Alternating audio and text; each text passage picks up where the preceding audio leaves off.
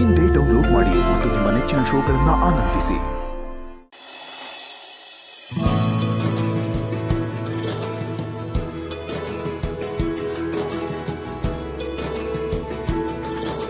ಊಟಕ್ಕೆ ಏನ್ ಮಾಡೋದು? ಹಲೋ, ನಿಮ್ಮನ್ನೇ ಕೇಳ್ತಿರೋದು. ಊಟಕ್ಕೆ ಏನ್ ಮಾಡೋದು? ದೀಪಿಕಾ, ನೀನು ಡಿಸ್ಟರ್ಬ್ ಮಾಡಬೇಡ. ನೋಡು, ನೀನು ಡಿಸ್ಟರ್ಬ್ ಮಾಡಿದ್ದಕ್ಕೆ ಈ ಪಾನೇ ಹೋಗ್ಲಿಲ್ಲ, ಡೈವರ್ಟ್ ಆಗೋಯ್ತು. ಓ, ಇಷ್ಟೊಂದು ಹೆಚ್ಕೊಂಡಿದ್ದೀರಾ? ಐಡಿಯಾ ಕೊಟ್ಟವಳೆ ನಾನು, ಈಗ ನನ್ನೇ ಡಿಸ್ಟರ್ಬ್ ಮಾಡ್ಬೇಡ ಅಂತೀರಾ? ಸರಿ, ಆಯ್ತು ಬಿಡಿ, ಹೋಗ್ತೀನಿ.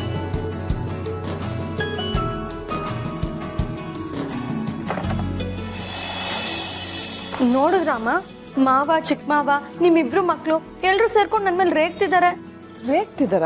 ಏಕೆ? ಅಡ್ಗೆ ಏನ್ ಮಾಡ್ಬೇಕು ಅಂತ ಕೇಳಿದ್ರೆ ಡಿಸ್ಟರ್ಬ್ ಮಾಡ್ಬೇಡ ಅಂತ ನನ್ ಮೇಲೆ ರೇಗಿದ್ರು. ಪಾಪ, ಕೆಲಸ ಮಾಡ್ತಾ ಇದ್ರು ಅನ್ಸುತ್ತೆ. ಕೆಲ್ಸದ ತಲೆ ಬಿಸಿಲು ಹಾಗೆ ಹೇಳಿರ್ತಾರೆ. ಎಂತದ್ದು ಇಲ್ಲಮ್ಮ, ಅವ್ರು ಕೆಲಸ ಮಾಡ್ತಿರ್ಲಿಲ್ಲ, ಆಟ ಆಡ್ತಾ ಇದ್ರು. 4 ಜನ ಕೇರ ಮಾಡ್ತಿದ್ರು. ಅಡ್ಗೆಗೆ ಏನ್ ಮಾಡ್ಲಿ ಅಂತ ಕೇಳಿದ್ರೆ ರೇಗ್ಬಿಟ್ರು. ಓಹೋ, ಹಾಗ ವಿಷಯ. ನನ್ ಸೊಸೆ ಮೇಲೆ ರೇಗೋ ಅಷ್ಟು ಕೊಬ್ಬ ಅವ್ರಗಳಿಗೆ. ಇರು, ಅವ್ರಿಗೆ ಸರಿಯಾಗಿ ಬುದ್ಧಿ ಕಲಿಸ್ಬೇಕು. ಇವತ್ತು ನಾವು ಯಾವ ಅಡುಗೆನೂ ಮಾಡೋದು ಬೇಡ. ಅವ್ರೆಲ್ರು ಹಾಗೆ ಹರ್ಷುಕೊಂಡಿರ್ಲಿ. ಸೂಪರ್ ಅಮ್ಮ, ನೈಸ್ ಐಡಿಯಾ.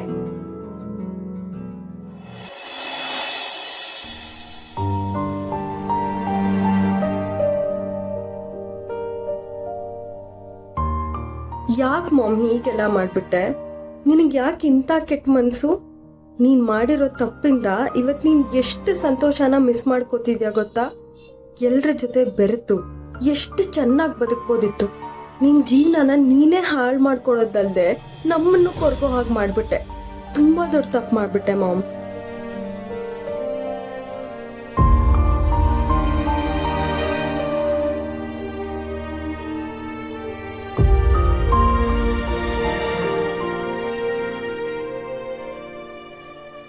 ನಿಧಿ, ಯಾಕಮ್ಮ ನೆನಪಾಗ್ತದಳ?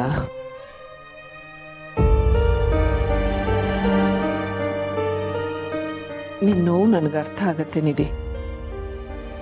ತಾಯಿಯಿಂದ ದೂರ ಇದ್ದು ಬದುಕೋದೇ ಕಷ್ಟ. ಅಂಥದ್ರಲ್ಲಿ ನೀನಾಗೆ ತಾಯಿನ ಹಿಡ್ಕೊಡ್ಬೇಕು ಅನ್ಕೋತಾ ಇದೆಯಾ? ತಾಯಿಗೆ ಶಿಕ್ಷೆ ಕೊಡಿಸ್ಬೇಕು ಅಂತ ಅನ್ಕೋತಾ ಇದೆಯಾ? ಇದು ಯಾವ ಮಕ್ಕಳು ತಗೊಳಕ್ಕಾಗದೇ ಇರೋಂಥ ದೊಡ್ಡ ನಿರ್ಧಾರ. ಮಗಳಾಗಿ ನೀನು ಮಾಡ್ತಾ ಇರೋದು ತಪ್ಪು ಅಂತ ನಿನ್ಗೆ ಅನ್ನಿಸ್ಬೋದು. ಆದರೆ ಮನುಷ್ಯಳಾಗಿ ನೀನು ಮಾಡ್ತಾ ಇರೋದು ಸರಿ ಅಂತ ನಿನ್ನ ಆತ್ಮಸಾಕ್ಷಿ ಹೇಳ್ತಾ ಇದೆ. ಇಂಥ ಸಮಯದಲ್ಲಿ ನಿನ್ಗೇನು ಹೇಳಬೇಕು, ಯಾವ ರೀತಿ ಸಮಾಧಾನ ಮಾಡಬೇಕು ಅಂತ ನನಗೆ ಗೊತ್ತಾಗ್ತಾ ಇಲ್ಲ.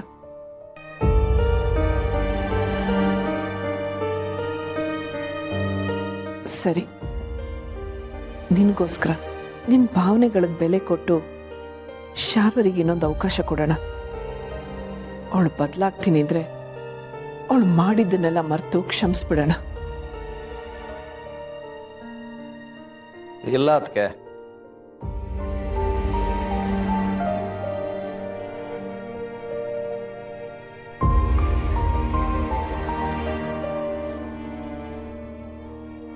ಅವಳನ್ನ ಕ್ಷಮಿಸೋದು, ಅವಳಿಗೆ ಇನ್ನೊಂದು ಅವಕಾಶ ಕೊಡೋದು ನಾವು ಮಾಡ್ಕೊಳ್ಳೋ ಮೂರ್ಖತನ. ಇಷ್ಟು ವರ್ಷ ಬದಲಾಗದೆ ಇರೋಳು ಈಗ ಬದಲಾಗ್ತಾಳೆ ಅಂತ ನಂಬೋಕ್ಕಾಗತ್ತ ಅದಕ್ಕೆ? ಅವಳು ಮನುಷ್ಯಳೇ ಅಲ್ಲ, ರಾಕ್ಷಸಿ. ಅವಳು ಬದಲಾಗ್ತಾಳೋ ಬಿಡ್ತಾಳೋ, ಆದರೆ ಅವಳು ಮಾಡಿರೋ ತಪ್ಪುಗಳು ಯಾವುದು ಕ್ಷಮಿಸೋ ಅಂಥದ್ದಲ್ಲ.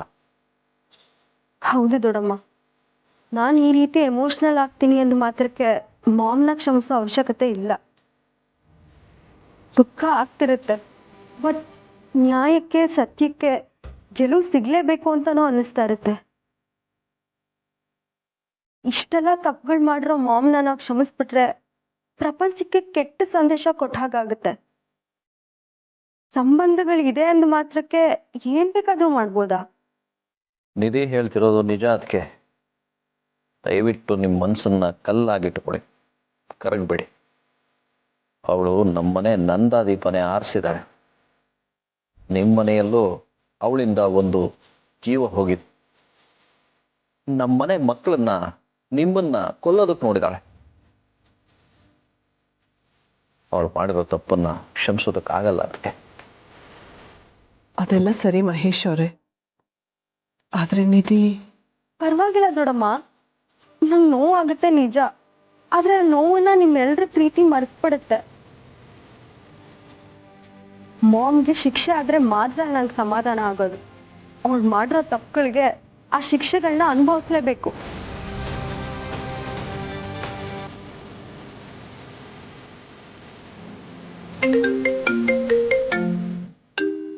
ಮಾಮ್ ಕಾಲ್ ಮಾಡ್ತಿದ್ದಾಳೆ. ಸರಿ ನಿಧಿ, ನೀನ್ ಕಾಲ್ ರಿಸೀವ್ ಮಾಡು, ಅವಳು ಎಲ್ಲಿದ್ದಾಳೆ ಅಂತ ತಿಳ್ಕೊಳ್ಳೋ ಪ್ರಯತ್ನ ಪಡು. ಸ್ಪೀಕರ. ಮಾಮ್ ಹೇಳು ಮಾಮ್. ನಾಳೆ ಬೆಳಗ್ಗೆ ನೀನು ದುಡ್ಡು ತಗೊಂಡು ಬರ್ಬೇಕಾಗತ್ತೆ. ಖಂಡಿತ ಬರ್ತೀನಿ ಮಾಮ್. ಎಲ್ಲಿಗೆ ಬರ್ಬೇಕು? ನೀನು ದುಡ್ಡು ತಗೊಂಡು ಮನೆಯಿಂದ ಆಚೆ ಬರ್ತೀಯಲ್ಲ, ಆಗ ಹೇಳ್ತೀನಿ. ಈಗ ಸದ್ಯಕ್ಕೆ ನಾನೇನು ಮಾತಾಡಕ್ಕಾಗಲ್ಲ. ನಾಳೆ ಬೆಳಗ್ಗೆ ರೆಡಿಯಾಗಿರು, ದುಡ್ಡು ಸಮೇತ. ಸರಿ ಮಾಮ್, ಹಾಗೆ ಆಗ್ಲಿ.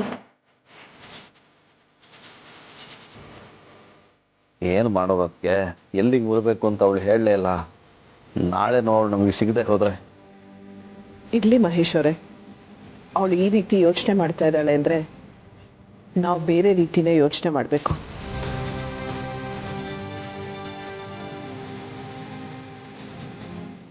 ಅವಳನ್ನು ಹಿಡಿಯೋದಕ್ಕೆ ಬೇರೆ ದಾರಿನೇ ಇದೆ.